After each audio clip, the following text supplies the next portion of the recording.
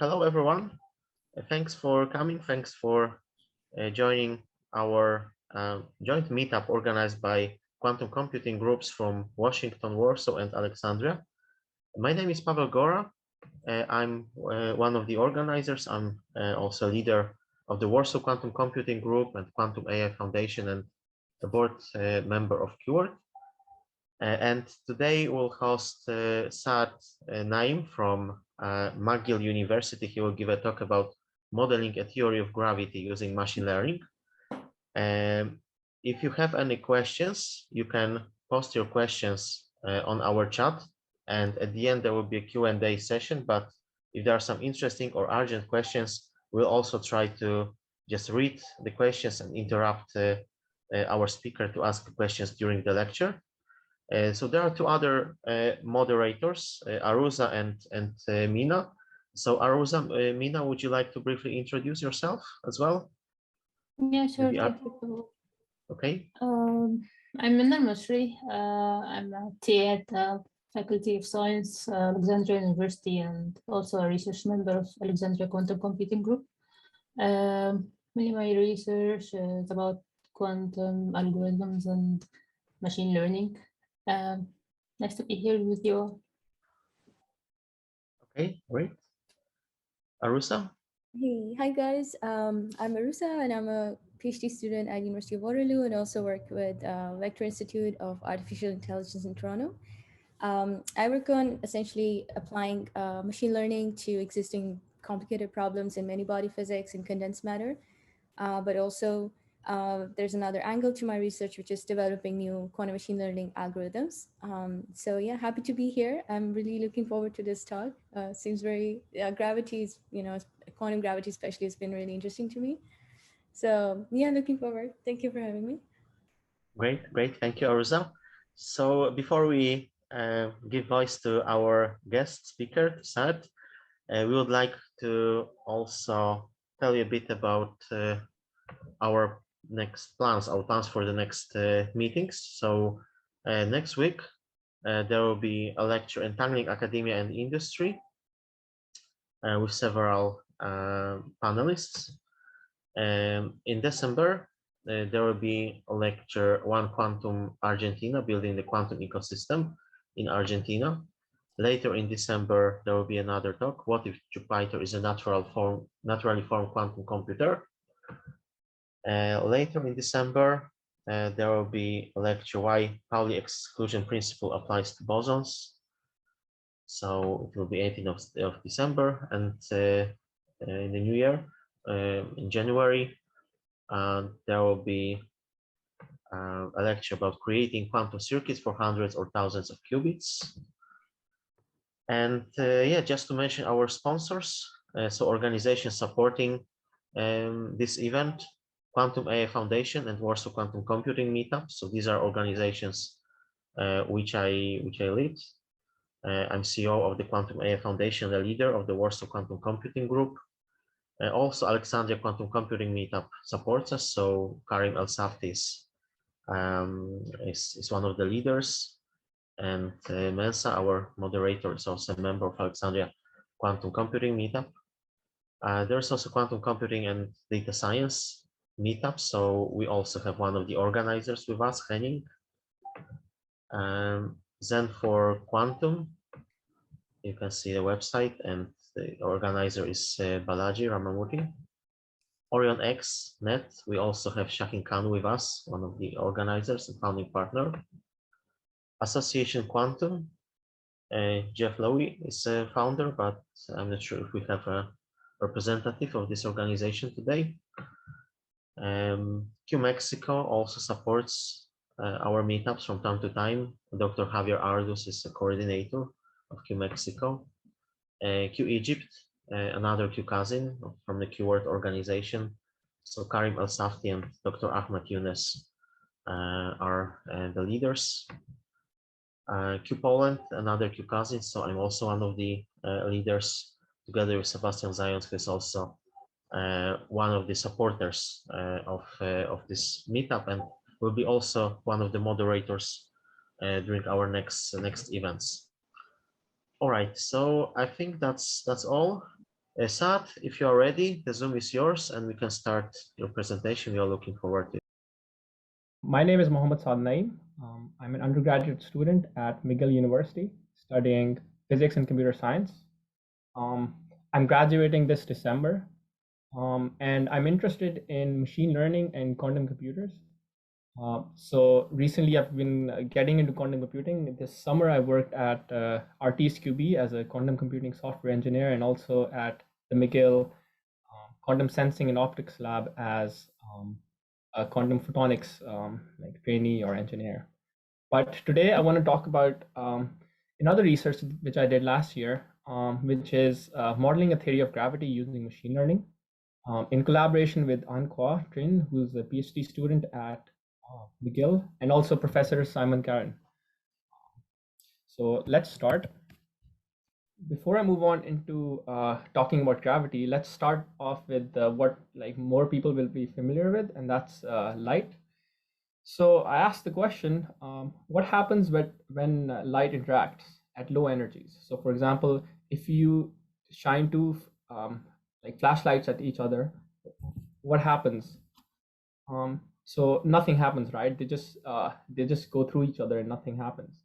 But at high energies, close to approximately 500 kilo electron volts, light scatters and it throws it scatters using a positron and electron pair, and two photons disperse.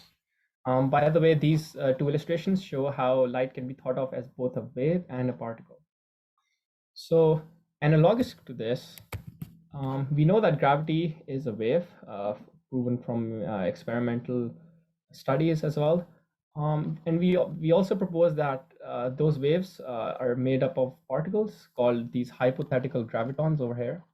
And I'm not sure if a lot of people know, but this is a Feynman diagram used for displaying graphically what happens in an interaction. The problem with the gravity is at the quantum mechanical level, we don't know what's going on, how gravitons interact with each other. So in the light case, we knew they exchange an electron and a positron, but we have no idea what's going on over here. And that's basically what my research is about. So there are a lot of studies going on trying to understand this. So for example, if you've known about string theory, it's trying to deduce this in 11 dimensions, or ADS-CFT, which lesser people might have heard about. It's trying to understand this phenomenon in 5D. So what we're trying to do, the novel thing that we're trying to do is trying to understand gravity on like the real 4 dimensions we have. And we do this by using the most basic laws of physics. So energy and momentum conservation. There's also the law of causality, which says that if two gravitons interact, they can only slow down, and they can't be sped up basically. And this is encoded by the Kramer's chronic and crossing symmetry conditions. I won't go into too much detail, but Kramer's chronic is basically a relationship which comes from optics, and it relates how light propagates through materials. And basically, two gravitons interacting can be thought of as one graviton going through another medium.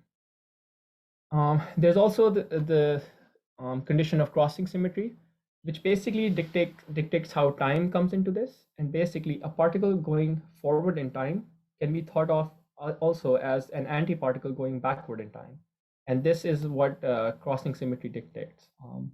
And finally, we have the probability of being 0 and 1, which is like quite basic. So using these conditions, which are very basic and very universal, we ask, what can graviton-graviton interaction scattering look like if it satisfies all these constraints? Notice here, I use the word super.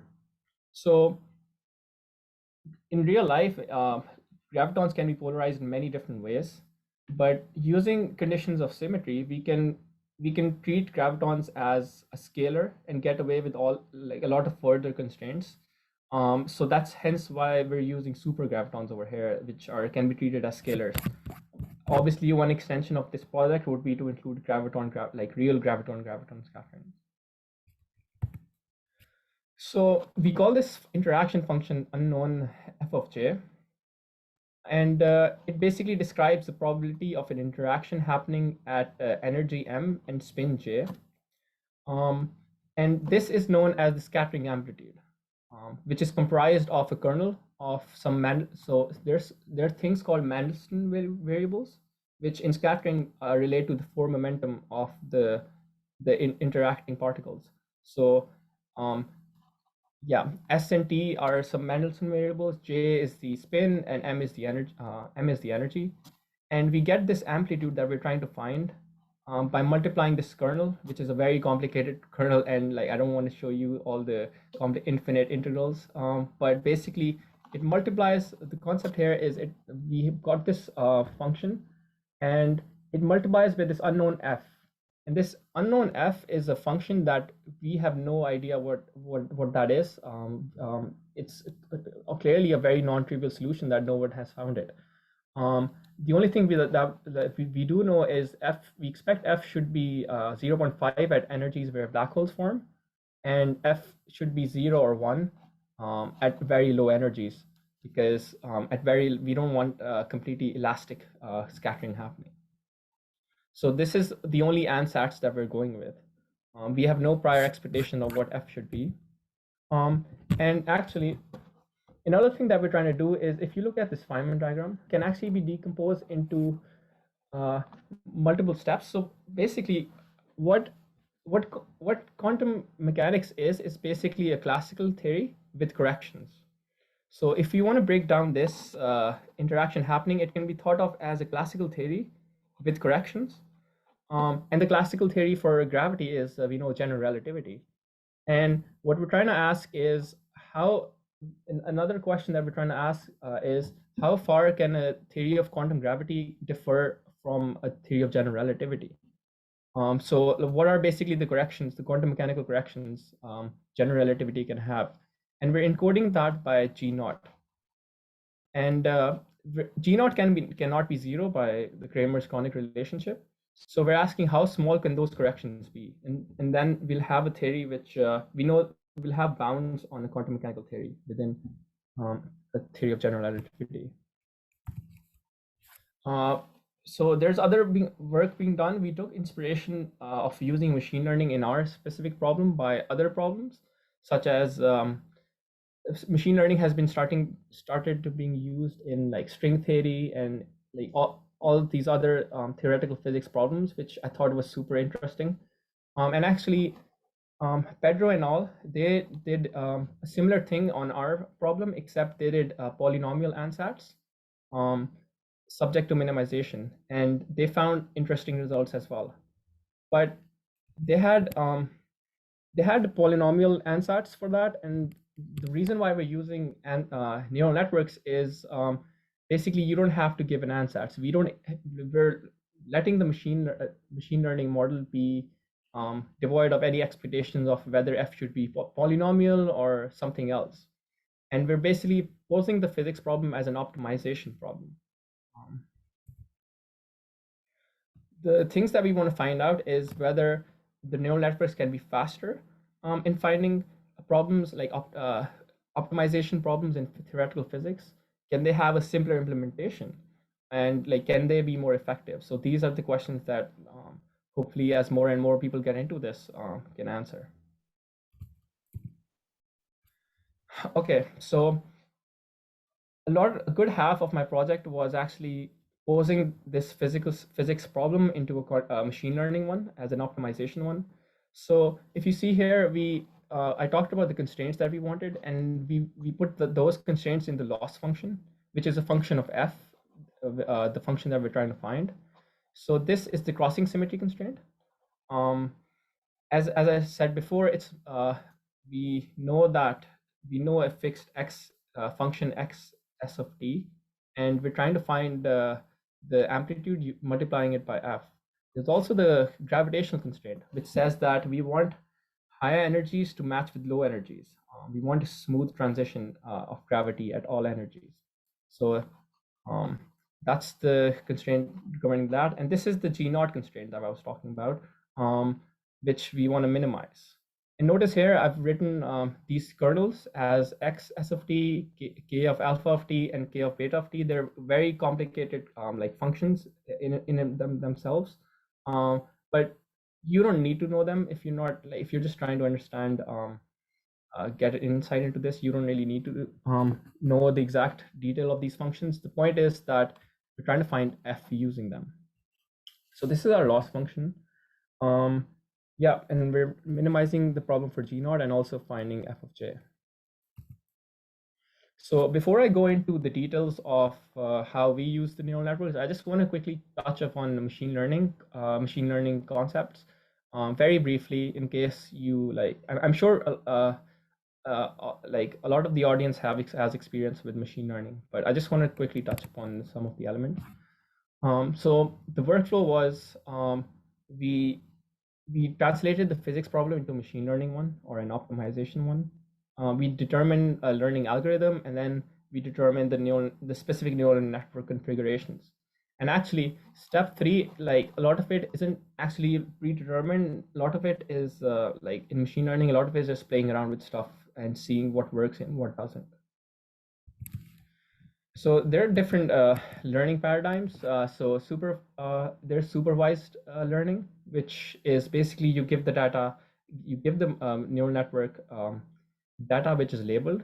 You give it input and it already knows the output, and basically it uses regression and gradient descent to understand, minimize the errors and reach to the desired output.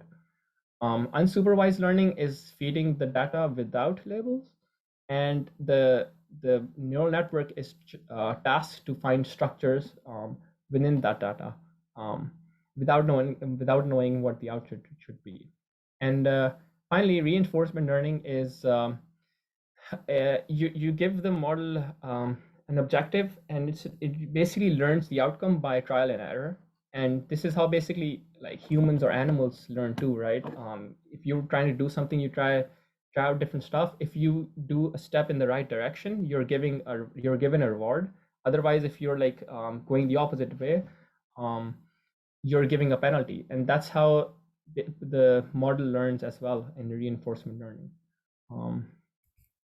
So we chose supervised learning because we posed the problem in such a way that we gave it inputs of, I'll actually talk about this a bit more, but we gave it inputs of the energy and the spin, and we wanted it to go, all of them to go to 0, because we were trying to pose this as a minimization problem. There are also different types of neural networks that you can use. Feed-forward neural networks are also known as artificial neural networks, or ANNs. They work by basically input, like data is only input data is only going through one direction, which is forward, and that's why it's called feed-forward neural network. There's also recurrent neural networks. There are loops in there as well, and they're mostly used for time series data and text data or audio data. And finally, CNNs, they're basically comprised of kernels which use the convolution operation to extract relevant features from the data, but they're mostly used for images.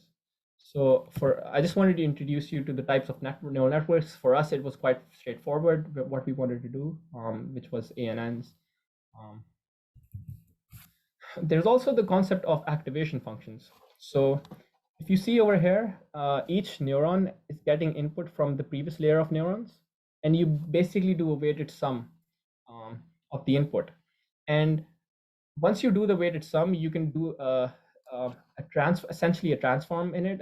Activation function defines how the weighted sum of the input is transformed into an output from a node to the next node. So like I said, it's essentially a transform. You can do a linear transform. It's pretty easy to implement, but it doesn't allow the model to learn like complex data between and non-linear correlations between parameters. We decided to use the rectified linear unit, ReLU, which is basically a linear transform, except all the mappings below 0 just go to 0. And this allows it to learn non-complex structures within the data as well. And finally, if you remember, I talked about f being a function which can only be between 0 and 1. And that is why in in the last stage, we used the logistic sigmoid, which basically maps everything between 0 and 1. Again, this doesn't have, if you're starting out on a machine learning project, this doesn't have to be, you know, like a set thing you have to think about.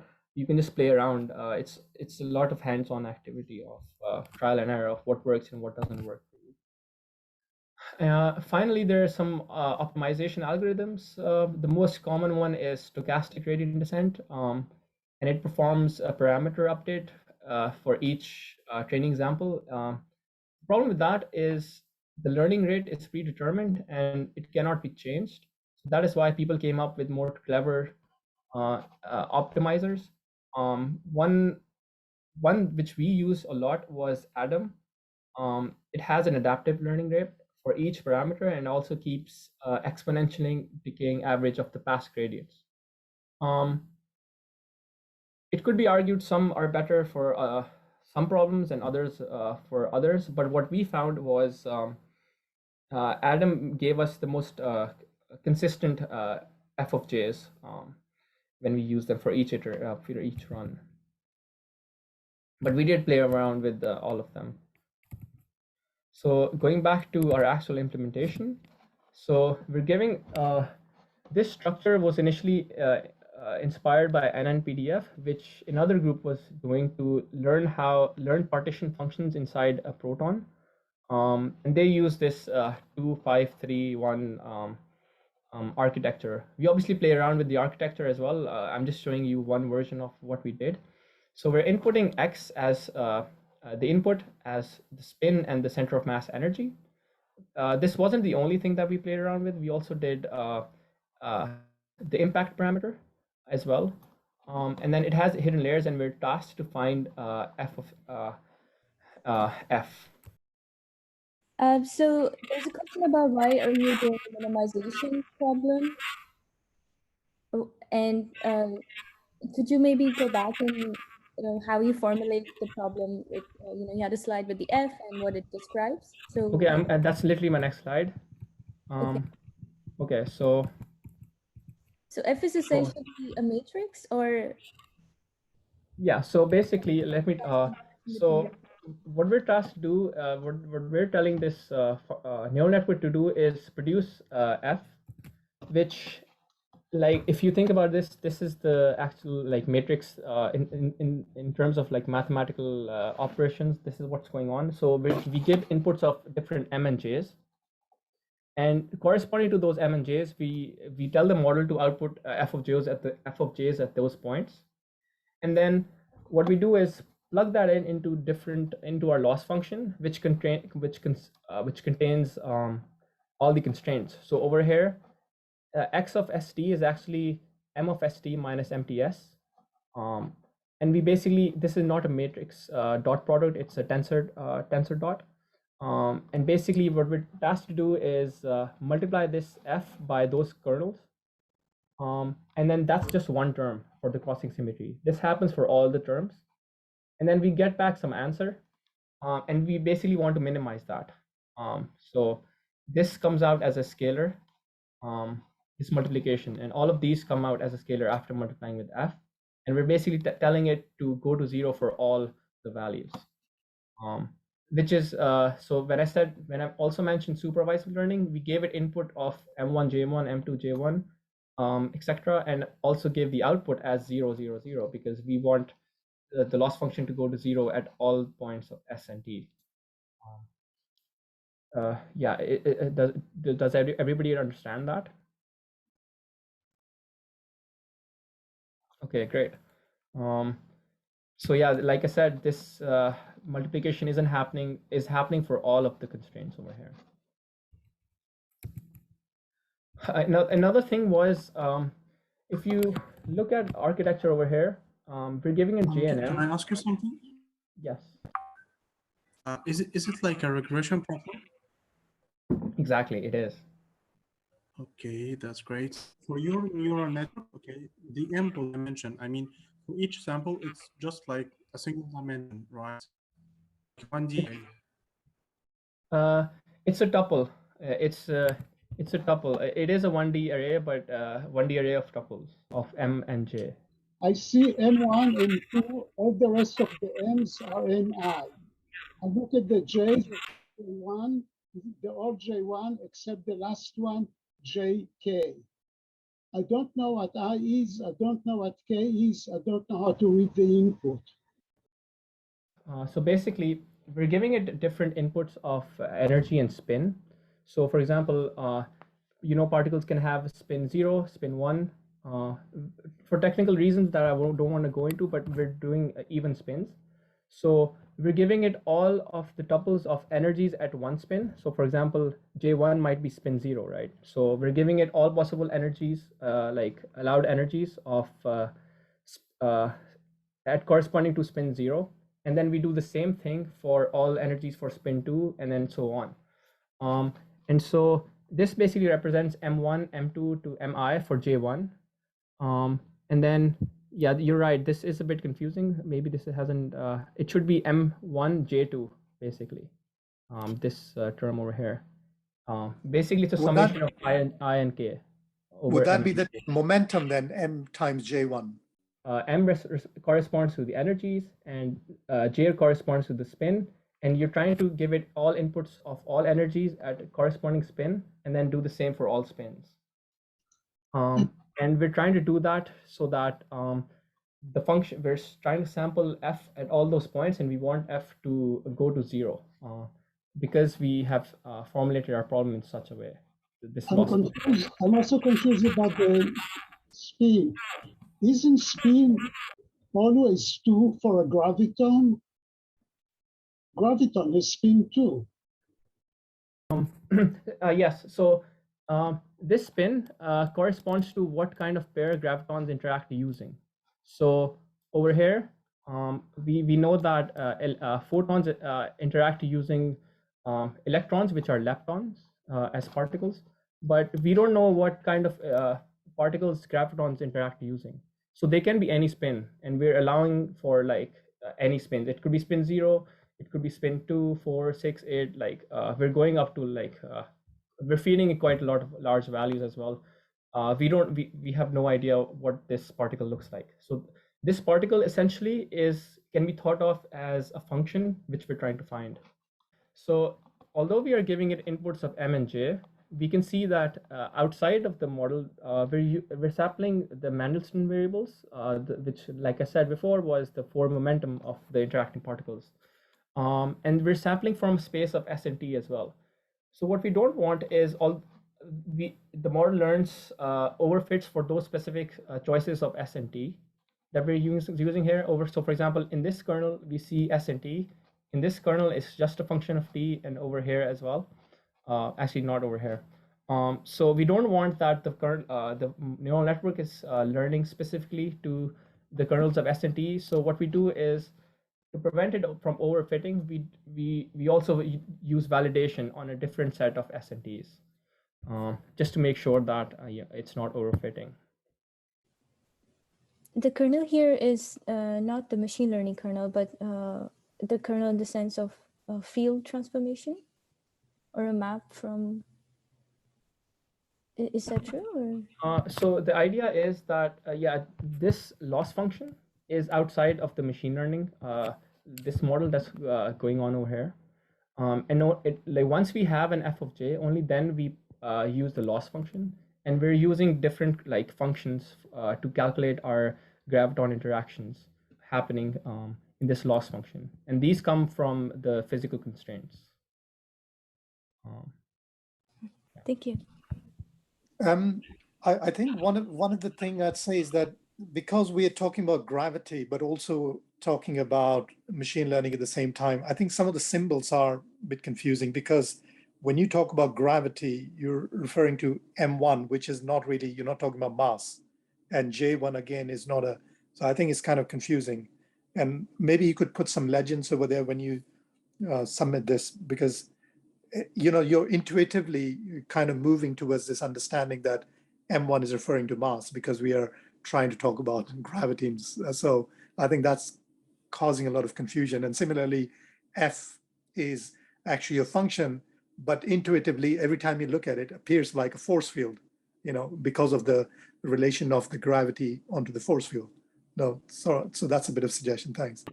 M is actually the can be thought of as the momentum, because from coming from E is equals to mc squared. Yeah, you're right. The conventions for notation can be a bit tricky here. By M, so from E is equals to mc squared, we know that mass is equivalent to energy. So this M is actually energy, or equivalently can be thought of as mass as well. Yeah, but I can change the notation. Thanks for that. And submitting. Okay, here are our results. And before I move on to them, I just want to let you know that this is a project like still under like construction, or we're still doing this project, and I just want you to I just want you to show you the results we have so far, and they're definitely not the final results. And actually, this is a great idea because a lot of people are machine learning experts or in different areas as well. So we could definitely use some input on what we might improve or how we can improve our results. Essentially, we're getting two classes of results. One is a very trivial solution, and one is a very non-trivial solution. So trivial solution is that we tell the model, okay, minimize this by finding a function f, and what the model is doing is it just sets f is equal to 0, and it says, okay, we're done. Everything multiplies by 0 is 0, and then yeah, we guess a loss function of 0, and that's it. The problem with that is that's not the one we want, and we're having a very hard time making it not learn a trivial solution. And every time it does learn a non-trivial solution, the loss function, the loss is very high, on the order of 10 to the 10. But let me go into some of the like general observations that we had. They are that like stable solutions are easier to reproduce by increasing the number of nodes in the depth, or by using the Adam optimizer. One thing that we're finding is that if we increase the depth of the neural network or make it wide, it's more likely that f of j is set to 0 or a trivial function. And always we're seeing that validation. If you remember, I talked about SNT and validating on space of SNT. So we're seeing that it's either identical or shifted by an overall consonant. So we can be pretty happy about it not being overfitting to SNT. So going through the trivial solution first. Here's our loss plotted over each epoch. So we can see it goes straight to 0, and it just remains constant over there, and it's setting f to 0. And we can see how so what we can see is what the model is doing is it's setting all the higher spin particles to 0, and it's trying to do something with the spin 0 particle, but it's not having much success.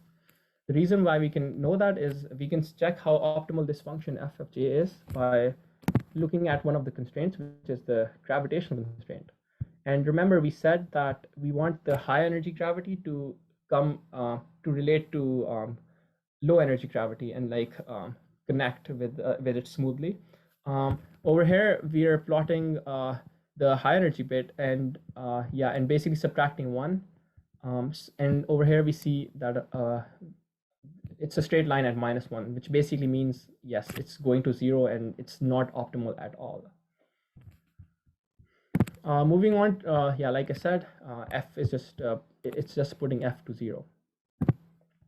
Moving on to the more interesting non-trivial solution, we see the loss function over here. It's pretty bad. It starts from 10 to the 35 and it goes to 10 to the something like on the order 29 or something. Over here we see the validation of it. In the blue line, is the model, and the purple, sorry, the orange one is the validation. So it's shifted by an overall constant, but they're still both pretty bad. If you see 10 raised to the 29 over here. Over here, this is a much more interesting plot of f of j. So what it's saying is this basically means that I remember someone asked the question previously, what did f of j mean? And it basically means that this is telling us that when two gravitons interact, they exchange at they're most likely to exchange a zero particle between them, a zero spin particle between them, and then they're less likely to interact using a spin 2 particle, and so on. And if you see here, this agrees with our physical results, because if at high energies where black holes form, we expect this amplitude function to be around 0.5, which it is doing, and we also don't expect it to go to 0 over here. Otherwise, it would be saying that there's an completely elastic collision happening, which we know it doesn't happen. So this does make physical sense, and we can check how optimal this is by plotting our amplitude function over here. So as a function of s of t, we see that in the blue dot, if we just observe this for a second, we see there is some sort of a curve going on over here. And then there are like random scattered plots over here. But we see that the function has, despite this sampling of s and t in these various areas, where there's a curve over here and some random spots over here, the neural network has learned to perfectly put this to 0 everywhere, which is a bit suspicious, because this leads us to believe that is the model overfitting for that s and t? Because yeah, that's what we think is what's happening. But we also see that we specifically did make sure that that wasn't happening by this, by doing validation. So yeah, we'd love some input on this, and why, like, if someone has any idea why that's happening. We can also check how optimal our function f of j is by again plotting the gravitational constraint g naught. And over here we see it's a nice curve over here. I've plotted this individually using the spin 0 guy and this higher spin guys. And this plot basically shows that we're much more certain what happens with the spin 0 interaction than what happens with higher spins. But still, like I said, our loss is very, very high. It's on the order of like 10 to the 15. And for the higher spin guys, it's for the 10. It's on the order of 10 to the 18. So moving on to the conclusion, we were the first to use machine learning in the gravitational scattering and trying to model the theory of gravity. We use neural networks because we can do curve fitting without an ansatz, and we have no idea what this function f of j looks like. But so far we've had a mixed bag of results. This is a project still undergoing. Our main problem is minimizing the loss and also finding an optimal f of j. One future direction is trying to learn a different algorithm, such as reinforcement learning. Another interesting thing is changing alpha beta dynamically. So if you notice here, this loss function, there are scalars alpha and beta, and which basically don't have an effect of f and j. They basically dictate how the machine learning model learns these constraints specifically. So for example, if you crank up alpha, the model is much likely to give this constraint more importance, and it's going to learn this much better, we expect. And so what we're realizing now is the model isn't good at learning all these constraints together, maybe because f was a very complicated function or something. So what we can do is maybe first crank this down in the first iteration of running the neural network, and it learns these, for example, this constraint quite well. And then what we can do is, when we get the result, a non-trivial result, we can feed that the end, like the weights at the end, to the new neural network configurations, the initial condition, and also crank this alpha up. So we have the initial condition as the last weights that the neural network made, and then we also crank this alpha term up so that this time it learns this constraint better. And overall, that's how we, over perhaps 3 iterations or something, we haven't played around with this yet, but I'm guessing over 3 iterations we can learn a function which satisfies all these constraints. But yes, we did successfully prove that machine learning can be used in optimization problems in quantum scattering and trying to learn a quantum theory of gravity. Thank you. I have a Right. question. I have a difficulty with the basic formulation that the loss function is a function of the f that you actually want to find out. So this is maybe my difficulty, because you have a whole thesis based on this. But can you justify the line that we look at, which is a little bit circular? I'm looking for f, for the proper f, but the loss function is actually part of the technique that I'll find the f. Exactly. We are definitely open to the fact that we might have put this loss function not quite accurately, but this is also the challenge of what we're trying to accomplish, because we don't have any like we have no idea of what f could be. So that is why we're tasking the machine learning to, this is how we set up the problem, right? So we're telling the machine learning without any prior expectation of the function f, and using these constraints help us get a function. So like if these weren't any, like we need some constraints on f, otherwise like it's a useless function. So that is why we are encoding the constraints in the loss function like this, so that f may have some constraints. All right. We have some more questions on our chat. Yes, Saad, can you tell us what are the expressions for K alpha and K beta? So this is the kernel for MST minus MTS, where this is the crossing symmetry constraint. So if you see, it's a kernel based, this is the exact kernel over here. And it's basically it's interswitching between S and T. And over here this is the F we're trying to find. And this was for the crossing symmetry one.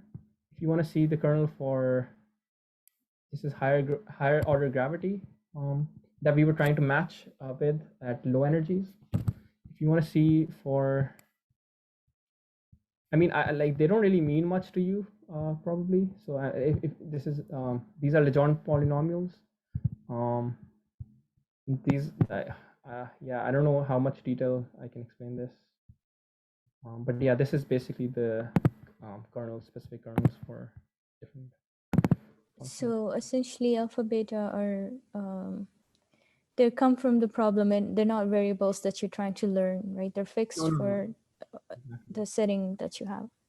Yeah, they don't that's- contribute to the problem in any way. It's just how tuning how the neural network learns. Yeah, I think that was the confusion or the question in the chat.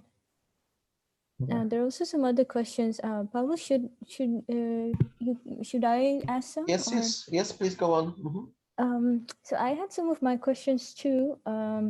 Firstly, maybe I ask about the conclusion that the spin zero particle seems to be standing out in your results.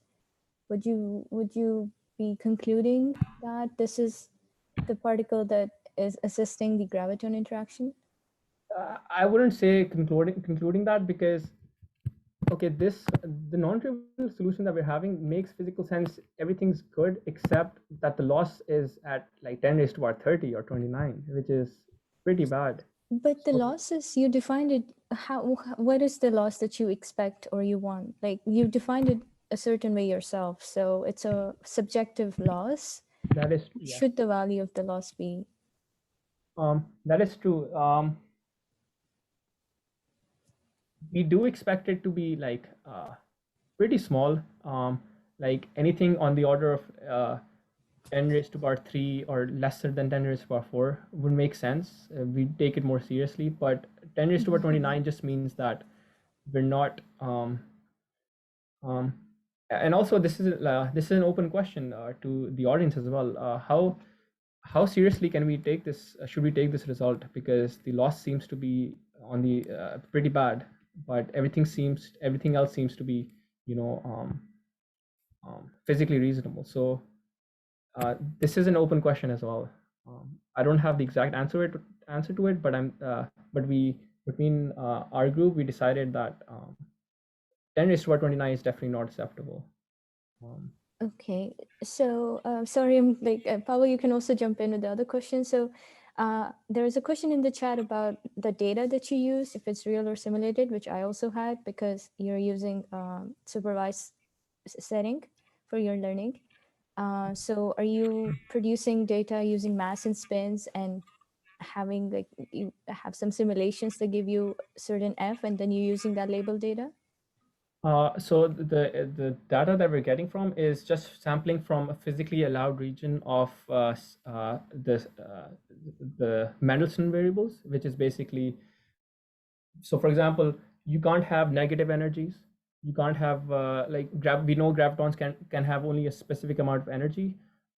We also know gravitons other properties. So we're just sampling from their form momentum and like their physically possible around region. And which we know from physics, and then we're just choosing points from that.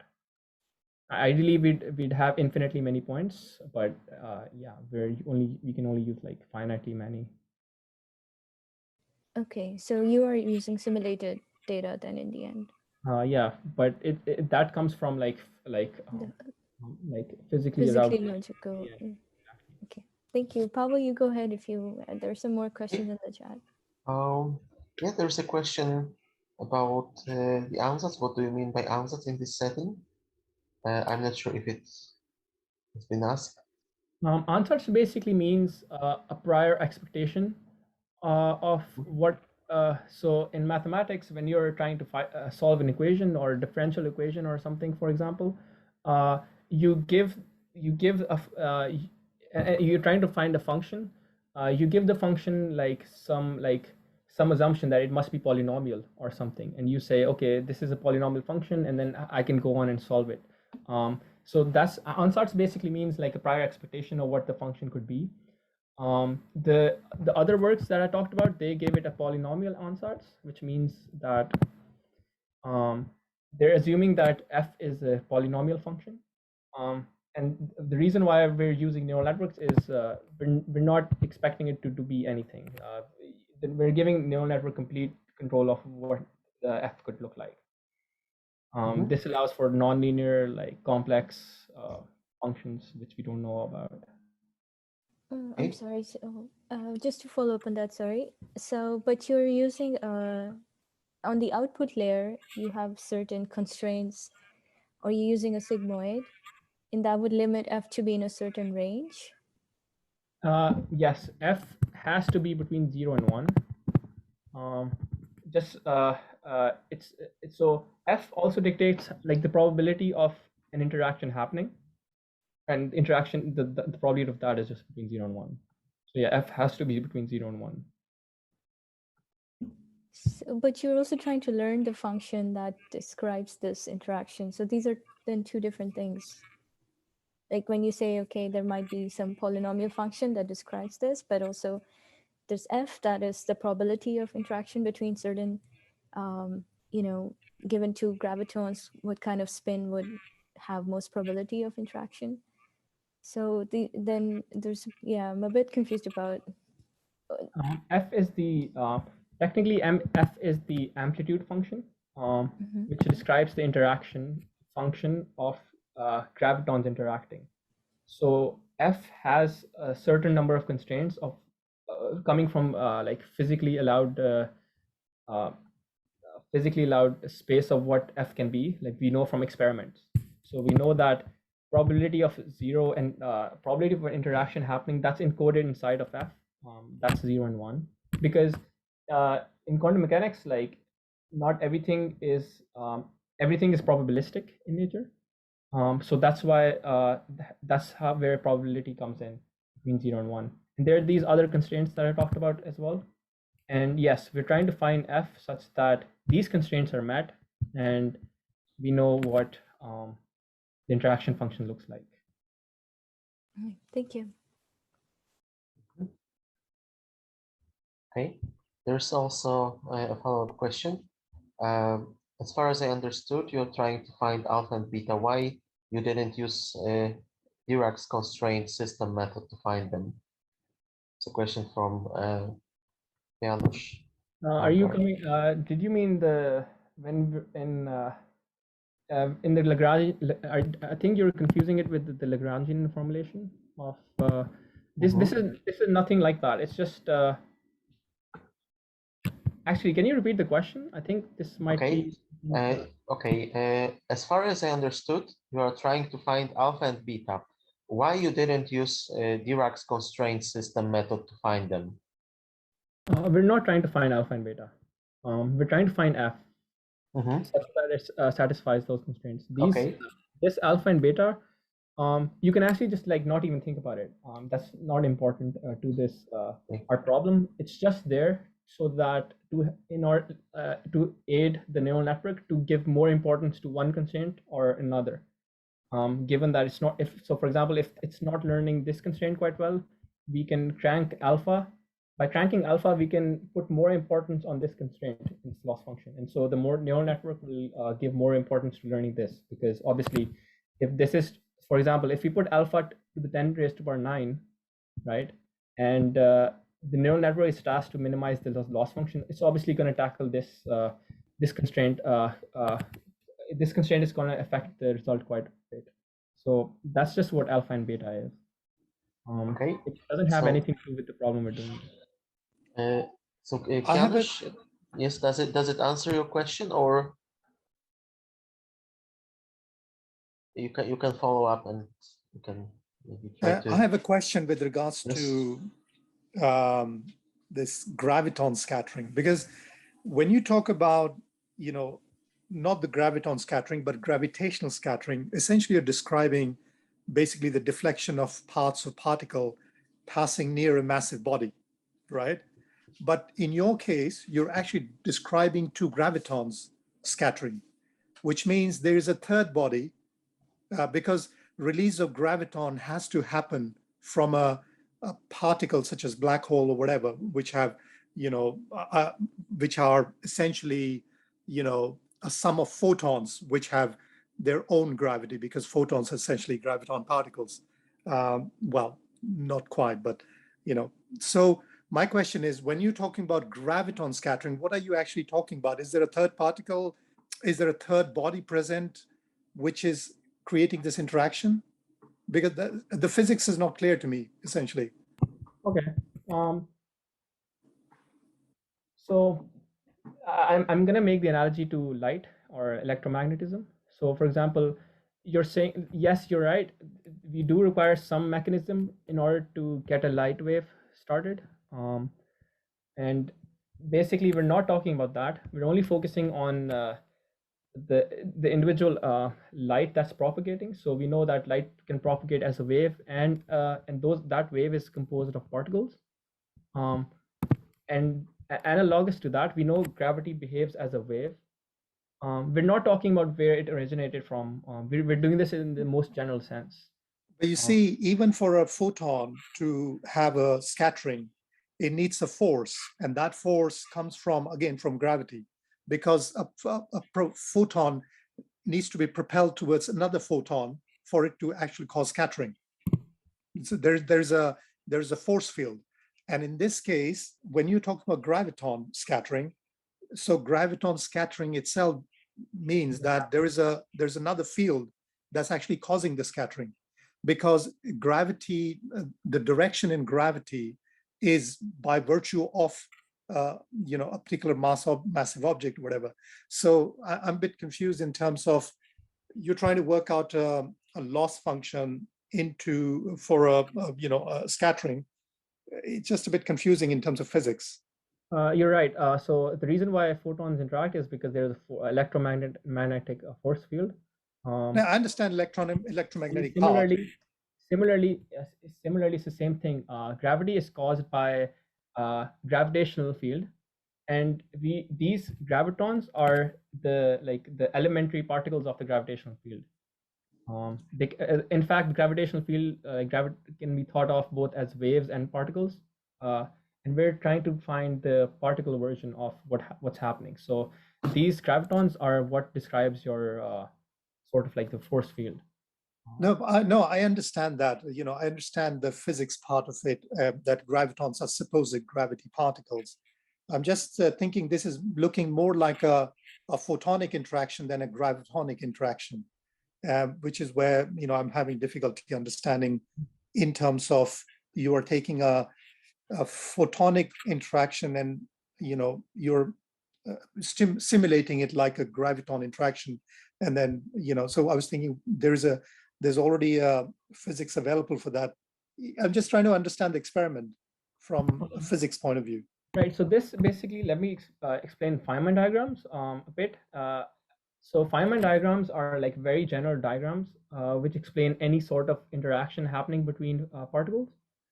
So over here, just we know the complete interaction picture of photons over here, but we don't know the counterpart for gravitons. So you're right that this Feynman diagram does indeed look like this one, but A, we don't know how it interacts, and B, these Feynman diagrams can be very, very different.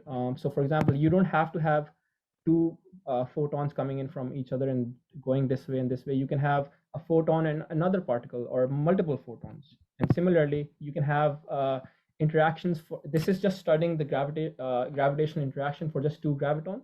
We can have so many sorts of interactions of like multi-body, like multi-gravitons, like more than two, or gravitons with other particles. But for now, like we don't have any knowledge of how they interact. So for now, we're doing the simplest thing, which is between two gravitons. And hopefully, once we have this settled, once we know we're satisfied with two gravitons interacting, we can expand this to many gravitons interacting, or gravitons interacting with other particles. And that's how we can start to build a complete theory of quantum mechanical picture of gravity.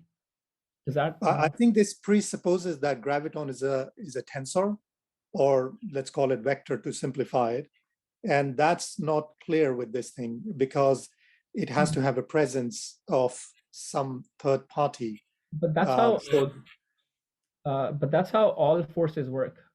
They're force carriers. Well, I understand all the other forces work that way, but graviton is what I was, because from a physics point of view, we understand other things, and we are kind of simulating this thing. But I have a feeling that this is biased on what we already have, and we are trying to simulate the same experiment with.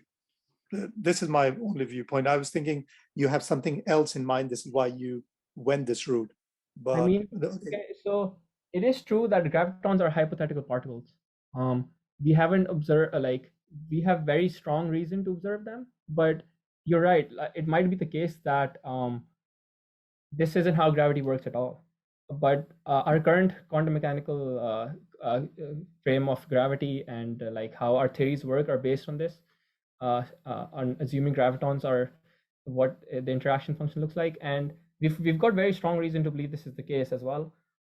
So yeah, but yes, there might be a possibility that this is in the mechanism it doesn't work well. But because photon is also graviton, but it's just twice the gravity of an energy equivalent particle, and this is where this is where I'm thinking you're essentially describing a photon here, which is being.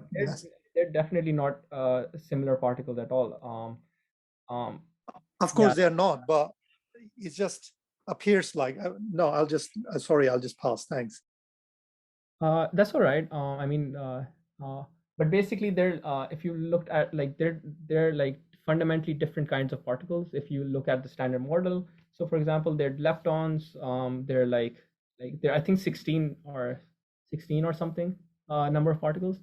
So they have all different properties, and the most glaringly obvious one difference is they have charges.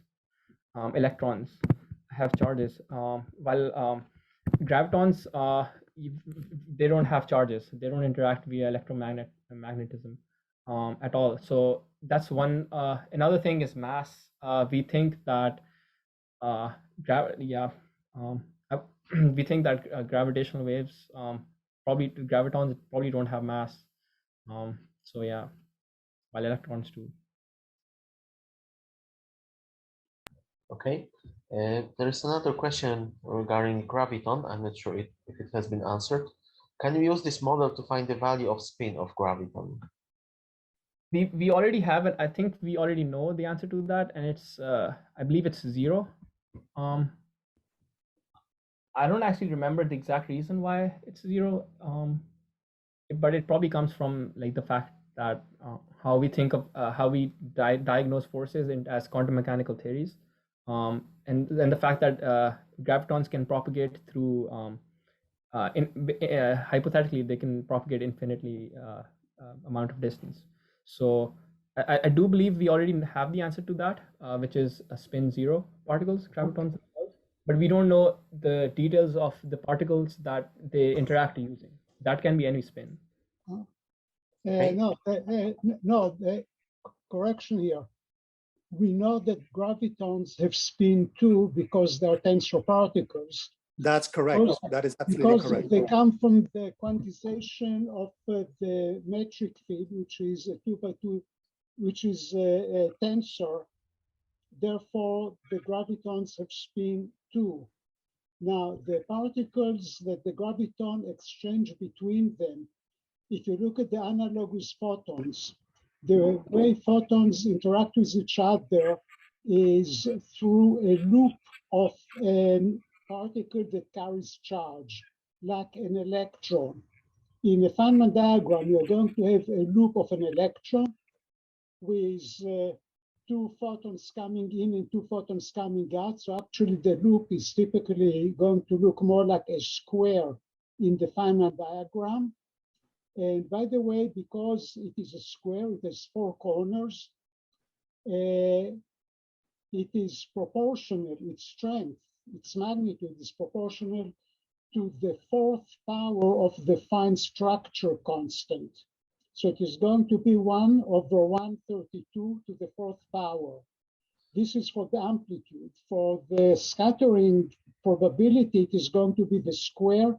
So it is going to be the 8th power of the fine structure constant. This is a very, very small number. This is why we don't see photon-photon interactions. Now, in the case of hypothetical graviton-graviton interaction, it is going to be through a particle with which the graviton interacts. The photon interacts with these particles that have electric charge. The corresponding quantity to electric charge for the graviton is mass. So any particles that has mass can mediate the interaction between gravitons. And presumably you're going to have similarly a loop of the particle with mass, and it is going to have, again, at this point I'm just purely speculating, 2 gravitons coming in, 2 gravitons coming out. So this simplest possible Feynman diagram for graviton-graviton interaction is going to have Newton's constant to the 4th power. This is for the amplitude. For the actual scattering probability, it is going to be the square of the amplitude. So it is going to be the 8th power of Newton's gravitational constant. This is something extremely small. So offhand, I would bet whatever you want that you are not going to see any sort of graviton-graviton interaction experimentally, not in my lifetime, that's for sure. We may, hopefully, maybe, potentially, we may see gravitons, but not any graviton-graviton scattering. Offhand, the way I look at it, the biggest contribution, the simplest contribution for graviton-graviton scattering is going to be proportional to Newton's constant to the 8th power. Very, very small. Moshe, thank you so much. You have answered my question, and this is where I was leading with the conversation. And so I think I would just say that is, and I want to ask your opinion on that. Building on that, what you just described, particularly Graviton with the spin 2 and being the 8th power of Newton. Would you say that the description, therefore, of the loss function adequately describes that? And before you answer that, I think I have a view that in future we might have, these ultra fine instruments that may be able to perceive some kind of vibration when a graviton interaction takes place. So something to the like of, a European satellite that's going around measuring with very fine, just like we used to do in old times, which obviously I'm not that old, but, when they used to separate things by 2 heavy balls and measure a tiny fluctuation, things like that. I think that could be the way. But would you answer the question, please? What was your question again? That, do you think in your, will we be able to measure graviton interactions? That was your question, right? No, that was Moshe's question. That what he's saying is that in his lifetime we might not, because it's so tiny. Exactly. Yeah. My question with regards to that was that, which Moshe described, that it has to be in presence of another particle. But my question is that in your equation that you've described, I do not think it adequately represents. It actually confuses me, and this is where I was struggling. And Moshe probably has I'm struggling with your equation on that matter, that it's actually mimicking photonic interaction than a gravitonic interaction in terms of this machine learning algorithm, is what I'm saying. So the main problem of this is exactly what Mushi described, was that we don't have any available experimental data, right? And it will be a while till we have that. So we can only rely on theoretical explanations of what's happening. So we have we have a lot more complicated and very nice theories in trying to understand gravity. We have string theory, we have ADS CFD, and those can be thought of as basically toy models of trying to understand gravity in our 4 dimensions. But the problem is, yes, they're just toy models. So although they might describe quite eloquently behavior in 11 dimensions, what we're really interested in is actually dissecting what's going on in 4 dimensions. So all of those constraints that you're talking about, which might come from your previous knowledge of doing gravity, only applies to higher dimensions. And what we're proposing over here is we just use the most basic laws of quantum mechanics and physics to come up with this function. So in essence, it's not actually mimicking photons. It's just giving the function, the model, more freedom to learn what it can be. Yes, what the function can be, and also the correction to general relativity. Yes, once we have this, we can put in more corrections to minimize that correction. On basically we can add up these constraints, and then once we have a function, we can minimize the constraint even further. But this is just the first step in using just the most general theory, laws of quantum gravity, quantum mechanics. You put a bound on general relativity. Does that make sense? Thank you very much. Would you be able to share the material you used to, prepare the research and some further reading? I think I quite like the topic. It's a very new topic in the sense that, and it's quite an interesting problem. I have some references over here. I can share. Yeah. Thank you. Okay, great. Do we have any more questions?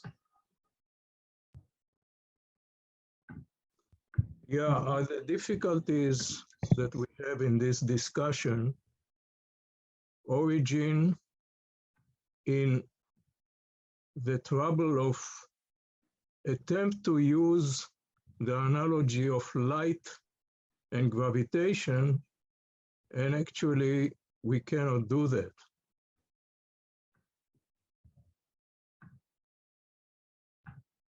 Yes, exactly. This slide was just meant to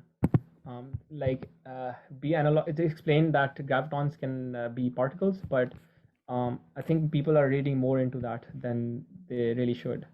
Gravity is a completely different thing on its own. Yes. Also, the picture I'm looking at, for me, there are like two balls in some blue bath or double bath.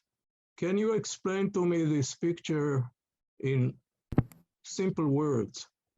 What am I looking at? This is basically meant to represent a gravitational wave. So the balls have mass, and they bend space-time according to their mass. So if you see the bigger mass, the bigger ball has like denting the space-time more than the smaller mass. And then you see these waves over here, they're interacting, and then they're throwing off gravitational waves. So this was meant as an analog to light waves. And so this tries to describe some kind of interaction, right? But it looks like the two balls are constrained to a very narrow alley of interaction because they bend the space according to their mass or whatever, but that bending is now also constraining them. Am I correct, or am I imagining something? No, yes, exactly. When a planet or if you imagine this as a sun or a planet, the reason why it's orbiting it can be thought of, in other words, as the higher mass sun or a star denting the space-time, and then basically it's constraining the smaller object or a planet or a smaller ball to orbit that. Yeah. So yes, you're right in thinking that. Okay. Itamar, you could actually, I mean, this is a very common diagram used when the collision of two black holes is described. You'll find this online quite often. So you can think of those two massive objects in the middle, maybe a neutron star or black hole colliding together. And that is the bending of space-time all around it. But if you look at where the 2 points are actually very close to each other, that's when the two opposing masses are interacting. And therefore, there is a very shortening of a sort of opening of a wormhole between the 2 points. So there's a lot of these. If you read about the black hole collision or neutron star and black hole, you'll find a pretty good description of these.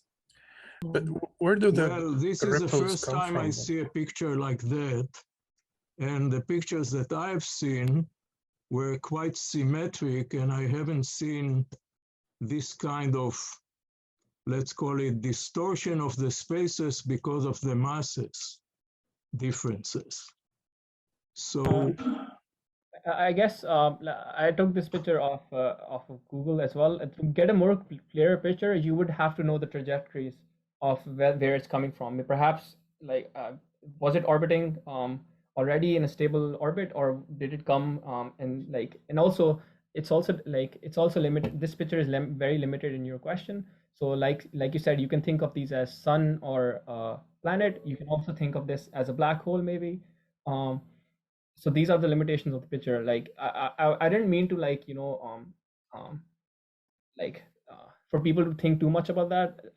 The only thing that this picture is saying is that gravity can be thought of as waves as well. Like there exist gravitational waves.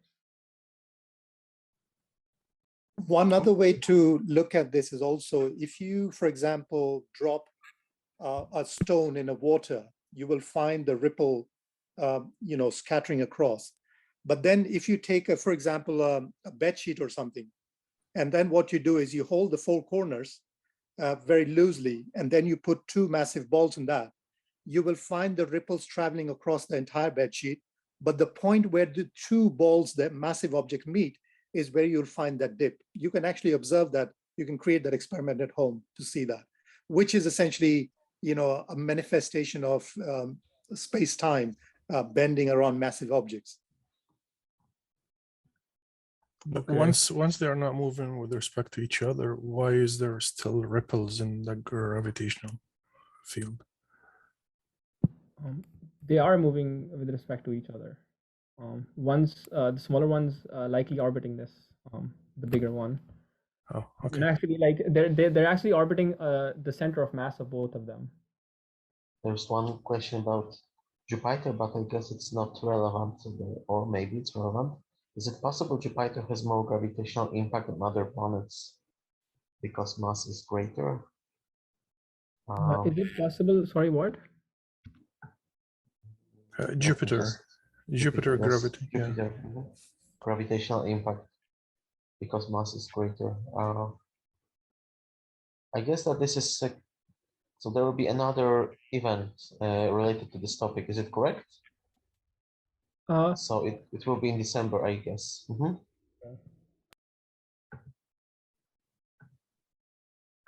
Right?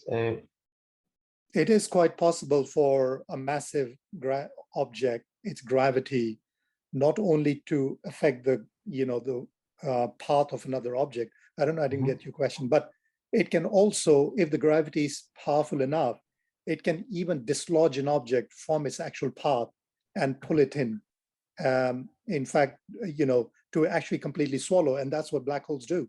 And with regards to Jupiter, because it has a higher mass, it does affect other anything that goes around it. But there is also, you know, a theoretical planet. You know, some people, you know, talk about it in conspiracy theory, and some in, you know, there is NASA is now also talking about it recently. This planet X, and apparently the orbit of this planet is so long that it takes approximately 1 million years or something in popular culture, that when it passes through Earth, it actually dislodges Earth slightly, makes the Earth tilt towards its axis, so that, you know, Earth almost lifts up from its path. All this interactions happening because of massive gravity of this planet X, the massive particle that's considered. But also, I mean, recently they found some evidence at the outer body that there could be such a massive particle. So yeah, it's quite possible. Okay, good. I know that Karim would like to ask a question. Karim, could you please unmute yourself now? Yes, can you hear me? Okay. Yes, we can hear you now. Okay, that's great. That's great. So, hi everyone. I have a quick question, but regarding machine learning itself. Okay, so let me reformulate everything that I understood, and please correct me so that I can, you know, be aligned with you. You have some numerical data, and the target value is a continuous target value. So your problem is a regression problem. Okay. And you would like, or you have some sort of a function that you would like to find its lowest value. Is that correct? You would like to minimize everything. Is that correct? Or is it something like a mean squared error function and that's it? We're definitely not trying to let f go to 0. We're trying to find an f such that such that the loss function goes to 0. Okay. So it is a regression problem. I'm sorry, what? So yeah, basically, it is a regression problem, and starting from initial weight conditions, which is chosen randomly. It says, okay, find an f and like minimize this loss function. So if I'm assuming you're a machine learning enthusiast, and the way that you can think about this is the first iteration is chosen randomly, initial weight conditions, and it goes through this f. It plugs in f in the loss function. It finds some value which can be on the order of 10 raised to power, I don't know, 30, was it? Yeah, it was starting at 25 or something. And then it takes the gradient, and then it goes Mhm, down to mhm. a lower value and tries to find, tries to minimize this loss function. And at the end of the day, what we get is a f out of this, which if it's trivial, it looks like this, or if it's non-trivial, it looks like this. So we're definitely not trying to we're not trying to get f to 0. We're just trying to find the structure of f after the loss goes to 0. Okay, so again, let me reformulate this. So your neural network or the output of the neural network is a single neuron. Is that correct? Uh, it's uh, it's a function of it's f. The output is f over here. This is the output. Okay, so the Model at output. different energies. So how many nodes or how many neurons in the last layer? So over here we're using a structure which has 2, 5, and 3. So 3 in the last layer, but we Okay. definitely play around with much more. So if you see in the results over here, it has layer 1 has 256 nodes. Mm-hmm. If you note, and also I've given the values of alpha and beta as well, which I sort of skipped over, but yeah, now you know. So we definitely play Okay. around with the architecture as well. This is So just one illustration of the architecture that we use. so the output is simply enough three values. Okay, so it's an array of 3 values, right? No, the output is a function f, which is sampled at I many points, I times k many points. So for example, if Okay. you wanna, let me draw, if this might make it easier.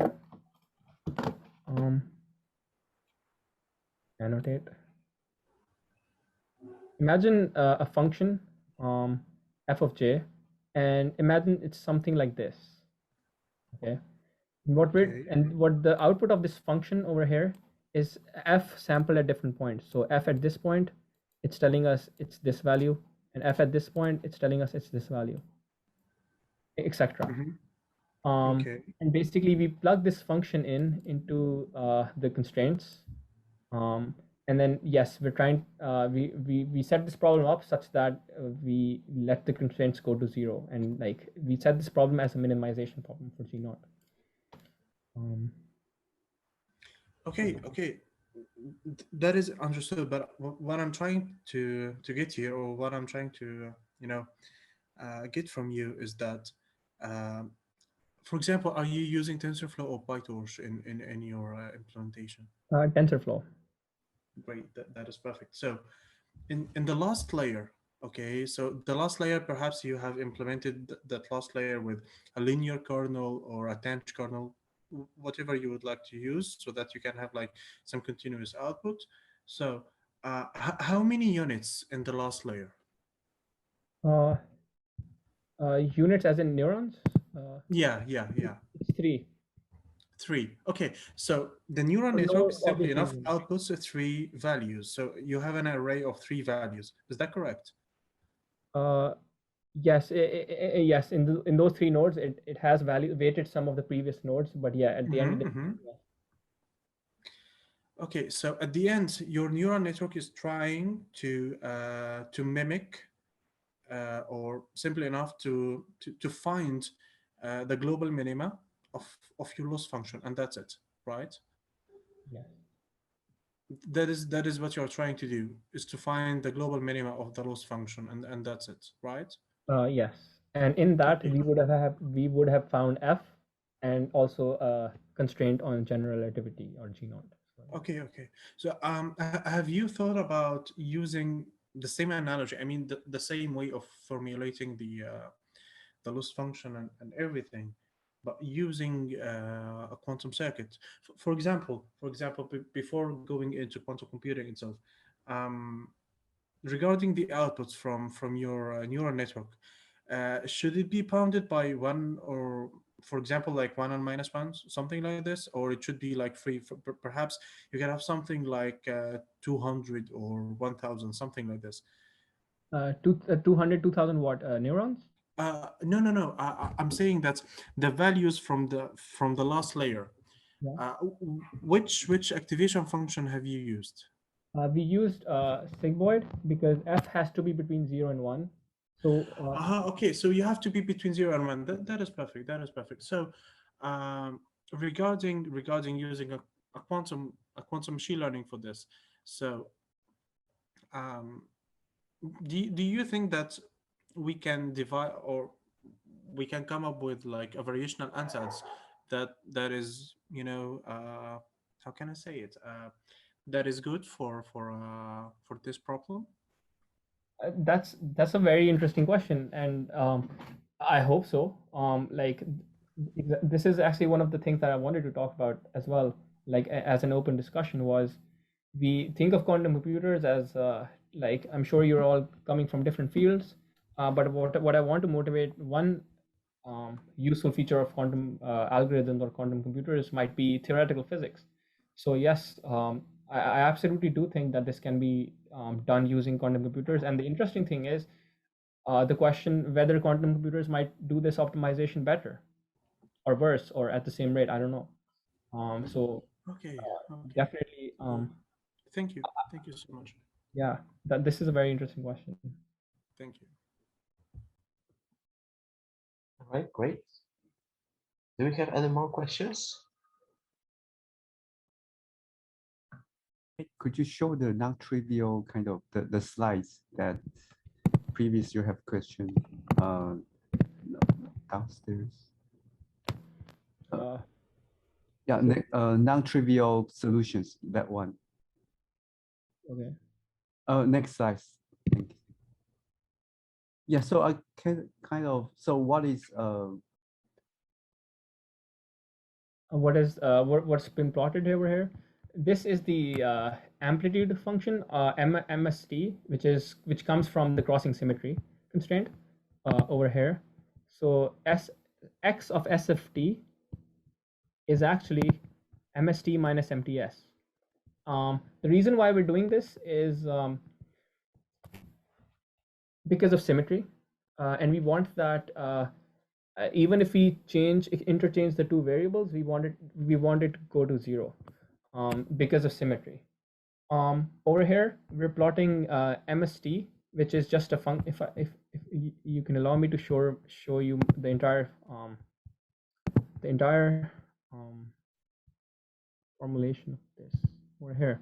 So yeah, but I remember you said something that it's out of expectation of that result. I just wondering, yeah, where does it come from? One second, let me open the slides again. The out of expectation thing is we see that there's a function of S and T, okay, depending on how we sample from S and T, and the sampling comes out such as like there seems to be curvature formulation over here of MST, and then there seems to be random scattered variables over here, scattered points over here. And what the machine learning model is doing is that it's learning the constraint quite well. It's actually learning it too well. So it doesn't matter if your sample space is from a more dense curved looking region or a more sparse like scattered region. It's always putting MST minus MTS, which is what we want, to 0, which is also what we want. But it does seem like it is overfitting to this specific amount, to this specific values of S and T, because you would think that, you know,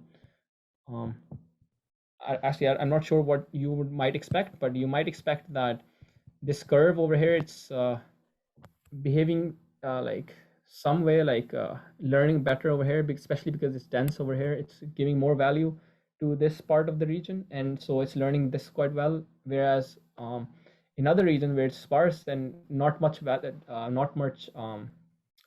attention is paid to this part, like it might not be doing so well.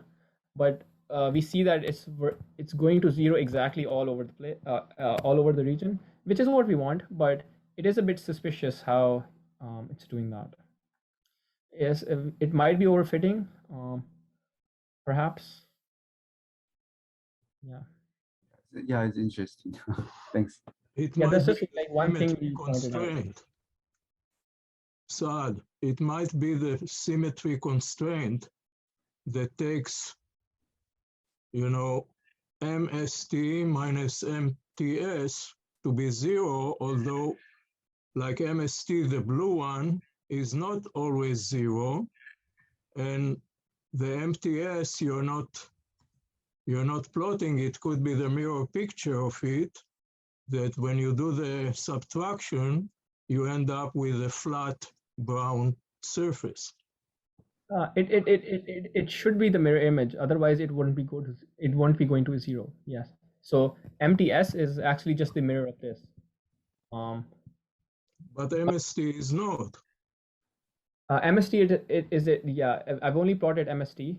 But yeah, we expect MTS to be the exact same mirror image in order for MST minus MTS to go to 0. But the thing is, MST is made up of a kernel which has a form of S at T multiplied by F. So we're wondering if this is overfitting, because this is coming out from the neural network. But you're right, it is a mirror image. So that's the only way it could be going to 0, right? It brings me to another question here. Unless this discussion is over, I'm intrigued by another question. What about breaking symmetry that is so prevalent in physics and in math, maybe because of physics? Maybe the constraint of symmetric crossing is too strong or out of place here. Maybe it's misleading. That's a very good question, but we do not believe that's the case, because crossing symmetry, that's basically coming from the fact that the particles going forward in space can be thought of as antiparticles going backwards in space. So a lot of like our theory, the current theory of quantum field theory, and also I'm not sure about classical, if there exists antiparticles in classical mechanics. I have never heard of it, at least in my undergrad. But a lot of our theory is based on this phenomenon, and we do believe it's a fundamental case of physics. I see there's a lot of theme going on about the constraints themselves and whether we are using the right constraints, or whether the constraints we're using might lead the neural network to learn one thing which might not be a reflection of physics. But this is exactly this is actually an open question.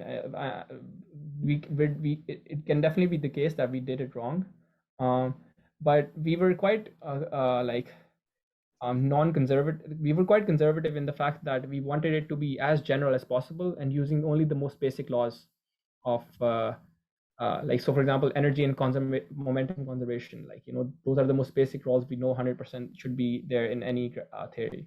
So yeah, these are the only ones that on Kramer's chroning. Yes. Can you elaborate a little bit about Kramer's chroning? It's from optics. It basically talks about how light propagates through matter. Over here again, light's coming in, but basically one way to simplify the equations of gravitons interacting, two gravitons interacting, can be of one graviton going through a change of matter, change of matter, and it's going through changing its propagation, and those are basically equivalent ways to think about this problem. So that's why we're using Kramer's chroning to simplify this problem of two gravitons interacting to one graviton going through different matter, and it's propagating. So those are equivalent. Okay, thanks. Yeah. Okay. All right. Do we have any more questions? Yeah, it looks like whatever wonders this results is showing, it could be that this set of constraints all together, plus some weaknesses, if I may say, of the machine learning, is constraining the problem or the result to things that are not realistic. It could be the answer to the wonders of the result about the results. Although it's a very beautiful work, by the way. I admire you for this work, but that's a different story. Yes, it's a very nice work. I appreciate that. Unbelievable. But very daring, very brave. Yes, thank you. But going back to the question, which was whether the non-trivial solution does actually predict reality or not, like actual physics or not? No, well, when you're going to present your PhD defense next month, people will ask you, so what are the conclusions and how far you believe in these conclusions? Okay? So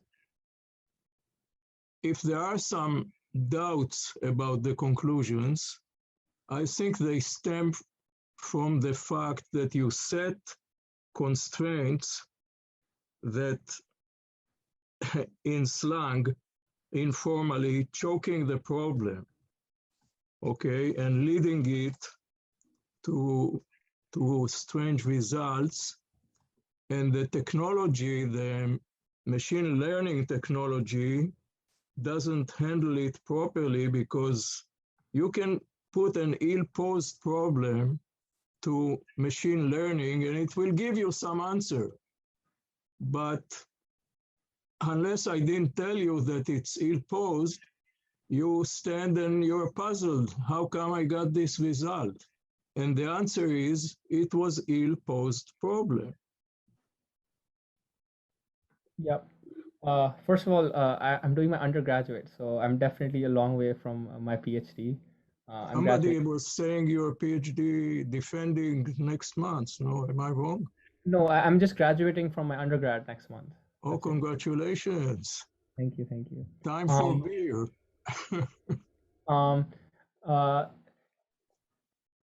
Actually, we think that the opposite is happening. We do think this is quite a well-posed physics question, but we haven't been able, for some reason, to implement this correctly using the neural network, which is why we're getting the high losses. So why do we think this is a well-poised or a well-poised physics question? It's because we used all the simplest. Well, actually, my professor might be able to better answer this, but from my knowledge, like we're using all the theories which we know are 100% true. So we're not actually choking the problem, like you said. We're actually allowing it to be very broad in a sense. Choking it would be to confining it to like 11 dimensions and like using specific laws in string theory, or for example in ADS CFT. But we're actually like that's already going on. What we do want is a theory that works in our like 4D like original world. So that is why we actually have to like cut back on constraints and like let the neural network be as general as possible to learn what's going on in gravity between gravitons in 4 dimensions. Yes, obviously there is a possibility that it is a ill-posed question, but so far we don't have any reason to be the case. And also the results we are getting so far does match what we would expect. So like I said before, we expect f of j to be around 0.5, where below less than 0.5, where like graviton at energies where black holes interact, and also not quite 0 but very close to 0, if you see over here, which is actually what's going on over here as well. So because otherwise if it was 0, like it would say that at very low energies there's elastic collision happening, which we know cannot happen. So yes, there is a possibility obviously of this being an ill-posed question, but we have no reason to think that. Well, so maybe you can summarize what is surprising in these results? The surprising thing is that this neural network hasn't been able to get the loss down from 10 raised to power 29. The loss is quite high. So multiplying f by these kernels gives us scalar values, and those scalar values end up being, when you add them together, they're on the order of 10 raised to power 29. And if you see here, the first term is on the order of 10 raised to power 9. The second term is also on the order of 10 raised to power 9, although it is divided by, it is normalized. So yes. And the last term, G naught, is on the order of 10 raised to power 18. So that's the problem we have, is the neural network not limiting the loss. And also, I was pretty open to input from the audience as well on how we can improve this model. But one of them is obviously like this being an ill-posed question and loss function not being correct. But we're fairly confident about this part of the problem. Okay, that makes it very interesting puzzle. It is, and especially like it would be a lot easier, if we had experimental data and like people could detect separate gravitons, and we could just like give it values and it'd be so much easier. But the problem is we just don't have that. So that's make this. Is there a way to think about making synthetic data and justify it somehow?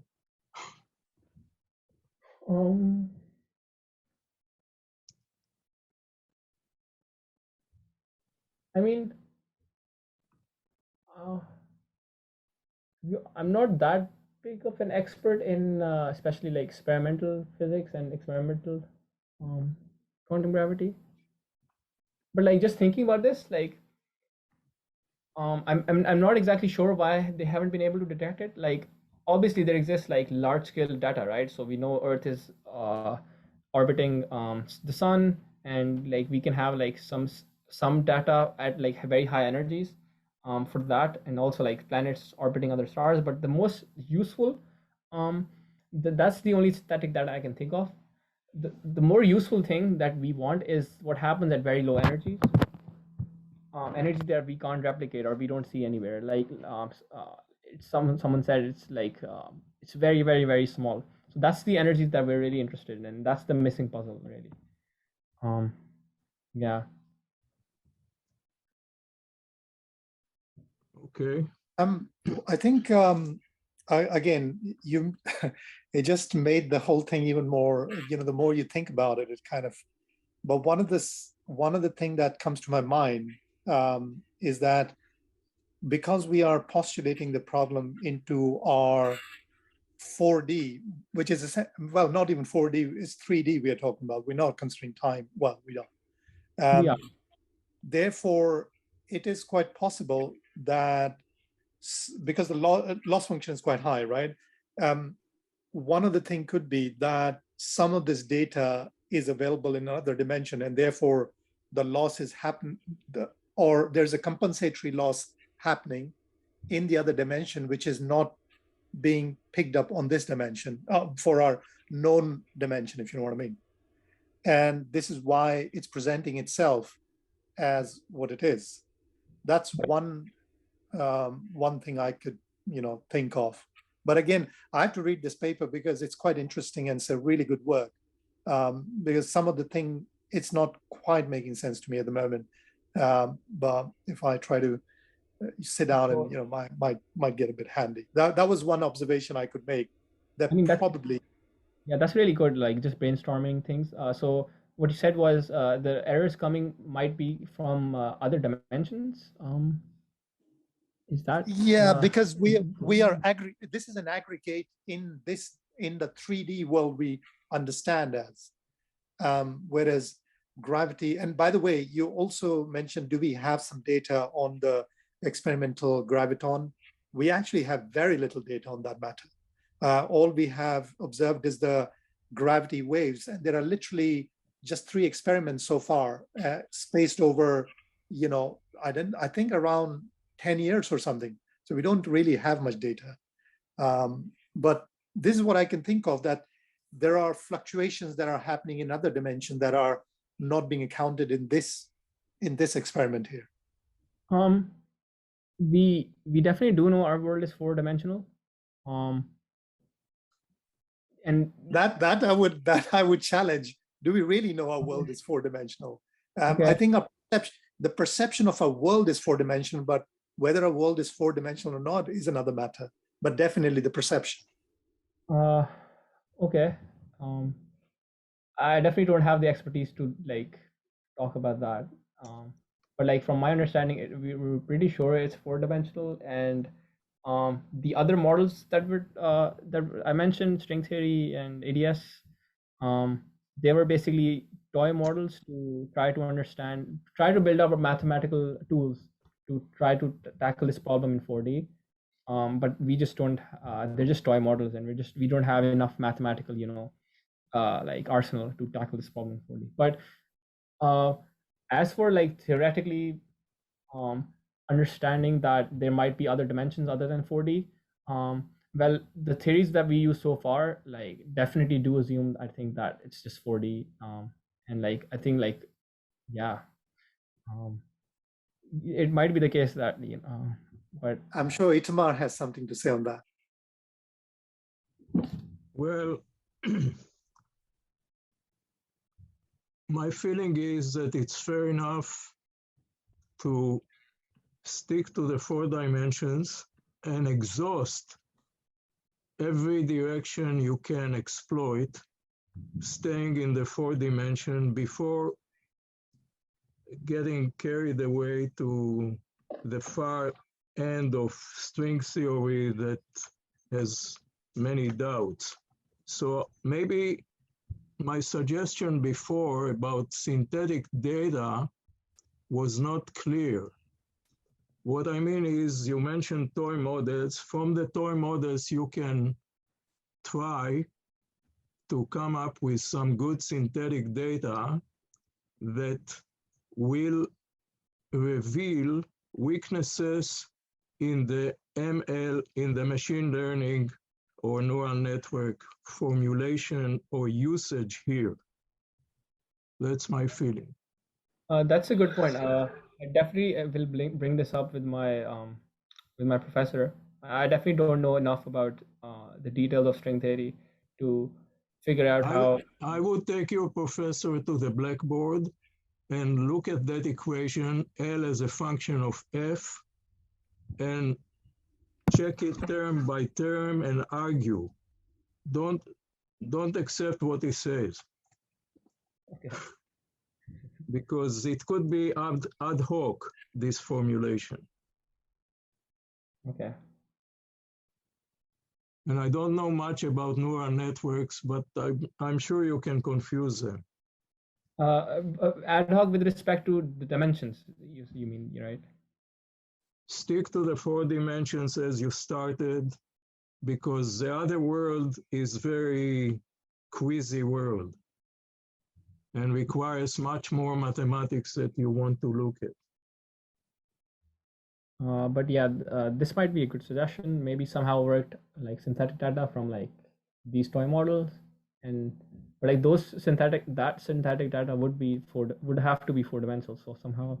Yeah, of course. Yeah, somehow we'd have to like do a conversion or something. Okay, perhaps. And there is another thing that is done in modeling or even theorems. You relax the constraints a bit, and you see what effect you get from relaxing the constraints. Yeah, that is true. That might be interesting. It could be perturbative, it could be non-perturbative, it could be wide relaxation, strong relaxation, weak relaxation, all kinds of flexibilities here. And also, I just coming from this idea, I just thought that maybe so these functions, these kernels contain contain the parameter d, which is the dimension as well, and we just plug in d as 4. But I just, like coming from your idea, I just realized one thing that we can do is plug in d as 11 and then see if our result matches the result of string theory. to play around with. That might be interesting as well. That would confirm that our formulation and our like neural network structure is like good. We've done it correctly. Yeah, I'm still stuck with looking at this equation as if it is kind of recursive or kind of circular. There's something funny about the capital F appearing in both sides of the equation. Yeah, that's what I actually am surprised to see it like that. That's what the neural network does for us, is that it's making this input giving input, it's making this go to 0, and basically it does that by like what we're using is gradient descent, so it slowly moves like using like it calculates the gradient of the loss function after it calculates it, and then yeah, it basically goes down that gradient. And that's how it's iteratively trying to solve for this loss function better, and like getting better and better values, hopefully. Okay, the neural network is allowed to do it, but as a modeler, when you write equation, okay, I'm not sure you're allowed to do that. I doubt it. This over on the left hand term, it's just the loss function. It's yeah, you explained it to me. You tried to explain it to me, yeah. And that's fine. And you may be even right, but just to be very cursory here, not too deep, I'm not too happy with it, okay? But I'm not an editor or making criticism.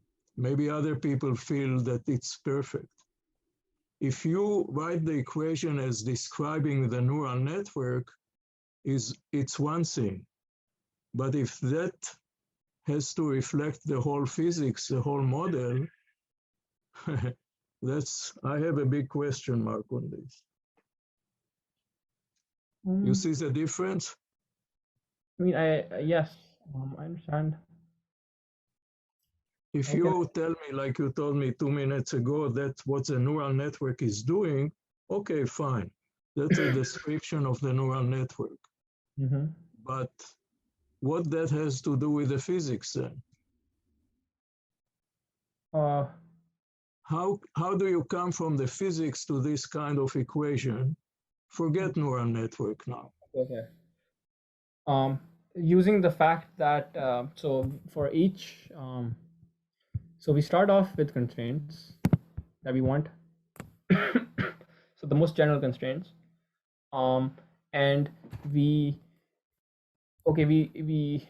dissect those constraints and find out that okay, all of these constraints required. Forgetting about the neural network, going back to the very beginning of this project, for example. Exactly. Okay, so, yeah. So we say okay, we want these constraints, and then we dissect these constraints, and we see that okay, all of these constraints individually, they have the function f in them. The problem is f we don't know. So how can we do this? Maybe we can either have like, it doesn't have to be 3 constraints. Imagine okay, let's just go with 3. We can even like do for example, one might do a polynomial ansatz and then assume f is polynomial and then fit that into constraint 1, and then using the same ansatz fit that into constraint 2 and 3, and then hopefully find a good answer. But the problem is, yeah, it doesn't necessarily have to be a polynomial. Okay, so then we go back to the drawing board, we come up with another type of function f, and so on. A lot of people have done this actually, and f is a function whose we have still no idea of what that function could be. So that's why we're using we decided to use neural networks, and what we're basically telling it to do is and not trying to go back to defining what neural network was. I understand the the confusion that comes from like the sort of the cyclical argument of, but that's the only way we can pose the physics problem as a quantum, as a machine learning one, which is ideally what happens is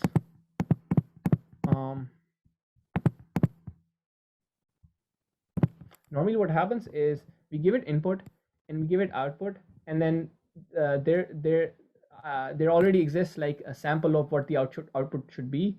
And so it just, so for example, we already know what f should be at m1 and m2 and etc. And then we check it, and then we, using gradient descent, we go back and improve our model. But the problem is we have no idea what f could be in the first place. So what we do is the next step, which is plug this into, this is like how it differs from like traditional neural networks, is that we plug this into like the loss function, which compromises of f. And that's how we're basically putting the problem as. So we have no idea what f can be, but we just want that once f multiplies by these constraints, it should go to 0. But the kind of f can, the function it can be anything. So I hope that helps in answering that question a bit.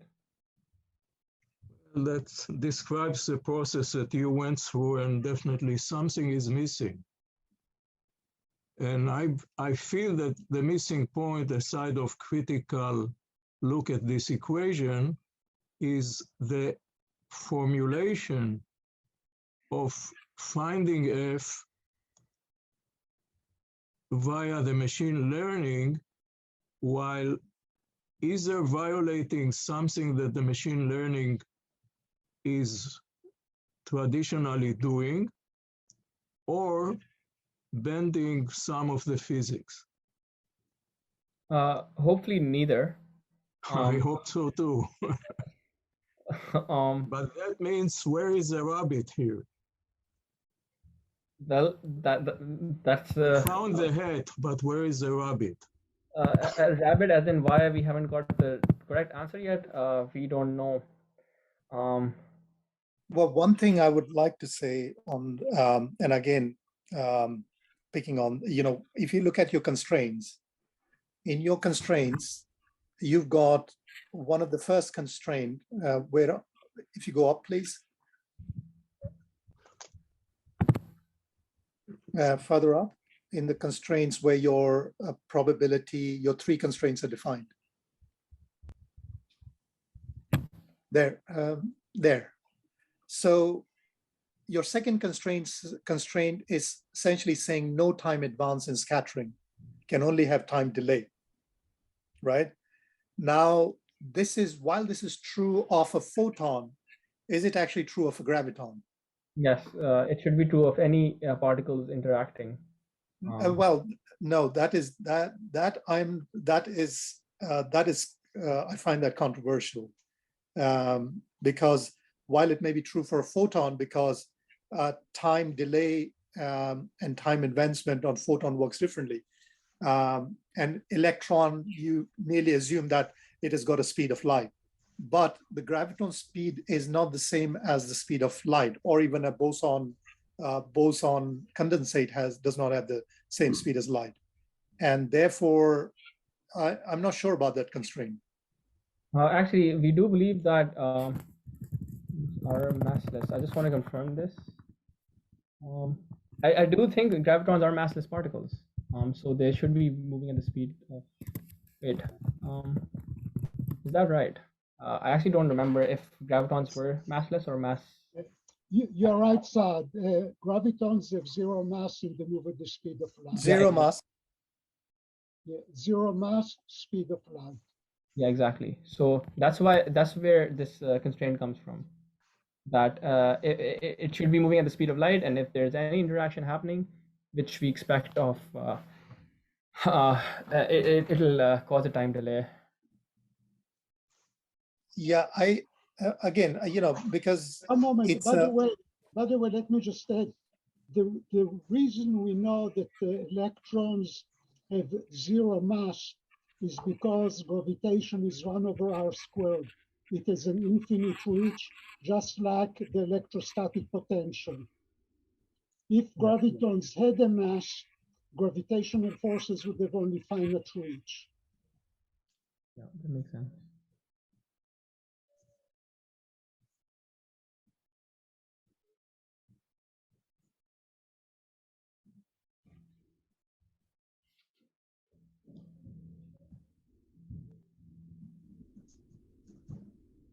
Can't hear anybody.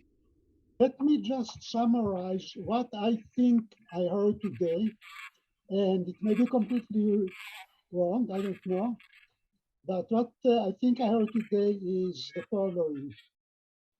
At this point, we don't have the foggiest idea what a graviton-graviton interaction would look like, what a graviton-graviton cross-section would look like. We simply don't know. So can we have some guesses about what it would look like based on some constraints? We are definitely not able to compute it from a perturbative approach, like by using Feynman diagram. Usually we get infinities. So that's a dead end. My understanding of what you did here, Saad, is that you said, okay, we don't know what it is. We are going to parameterize it in terms of some function f that we simply don't know. And we are going to see if we can use some constraints that we know absolutely must be satisfied. Like probability has to be between 0 and 1. We must satisfy causality. We must satisfy the crossing symmetry. What does this tell us about the function that we use to parameterize the graviton-graviton cross-section? And in order to do this, we started with a loss function. A loss function is basically, my understanding of it is, if you have a certain expression for the function f, how much are you going to violate those conditions? And you want to minimize as much as possible the violation of those conditions, because you know that they must be satisfied. And since to begin with, we have no idea what the function f is, you're using neural networks to come up with a solution. And the neural networks basically probes the space of functions f, which can be any continuous functions up front. So it is a huge space. And out of this huge space, try to come up with some constraints that are going to tell us, okay, this is what the function would look like. And in this sense, it is definitely a big step forward, because as far as I know, one of the problems with the putative quantum gravity, which does not exist, is that as far as we know, if we do to gravity what Dirac did to electromagnetism, the straightforward approach, this will lead to infinities. This is something that we know. So this is a dead end, and so far there's not been any other way of doing it. Even renormalization is not working. Yeah, So this is a different way of doing it. Okay, we're not going to start with fundamentals. By fundamentals, I mean something like an interaction. Here it would be the interaction between a graviton and massive particles. We're not going to start with this. We are just going to start with the constraints that must be satisfied and see how far this is going to get us. And this is as far as it got us. And this is what we have right now. I mean, yes, this exactly. You summarized it perfectly well. And also, this project isn't done yet. But like so far, we have these results. Yeah, you perfectly summarize it. It's definitely not a like very easy task what we're doing. Yeah. Right. Are there any more questions? Very interesting discussion. We still have 37 participants, but I think it's also time to finish. So in fact, the discussion took even longer than the lecture. So that's also very interesting and shows how interesting it is, the topic as well. How many questions we still have. Okay, Right. thank you very much. Thank you very much. Helen, I think we can stop recording now. Yes, thank you all, and thank you the participants and wonderful questions and answering session. We'll see you next time. Yes. Thanks, everybody. Thanks. See you next time. Thank you. Thank you, everybody. Thank you, Saad. Good Thank work. you. Bye.